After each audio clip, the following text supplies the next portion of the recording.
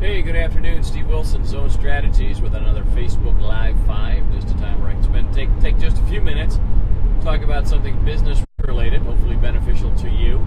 This one here, again, is directed to leadership and talking about the 5 drivers of behavior. If you want to see change, you have to change behaviors, right? And so how do we drive that behavioral change?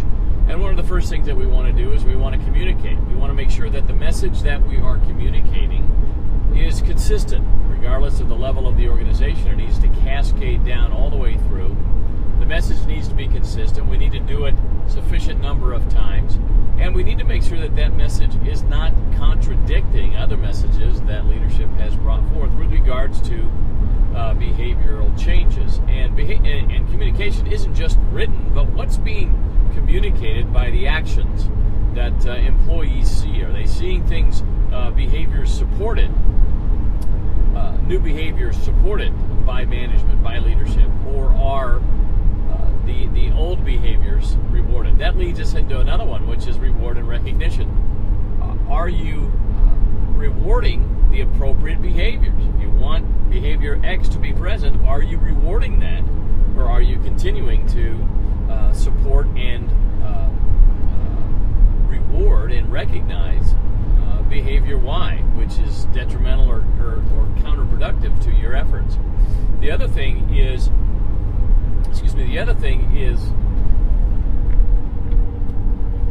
do we just had somebody pull in front of me here on the road here. You always have to be looking out for behaviors of others, not just your own, all right? Be defensive.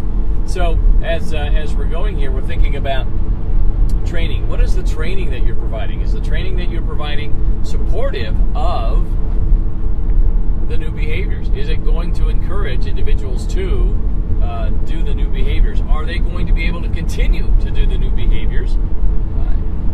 And oftentimes that's as a result of training that you have provided them. So again, is the training that you're providing going to support the new behaviors that you want?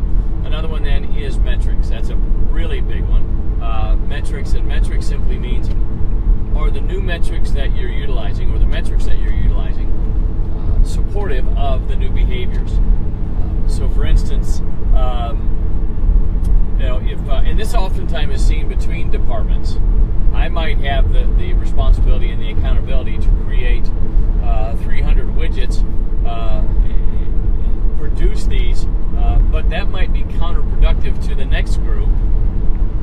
And so as a result of that, we are in competition. I've seen this in areas where there's territories, and a lot of times what we just simply do is we move some issues that we're having to another territory, and all of a sudden our numbers improve, their numbers decline, we're seen as better. So when it comes to metrics and improvements, make sure that you're looking at not just the local improvements, but the system as a whole. If we're not getting more widgets out the door, more vehicles down the road, more trains down the road,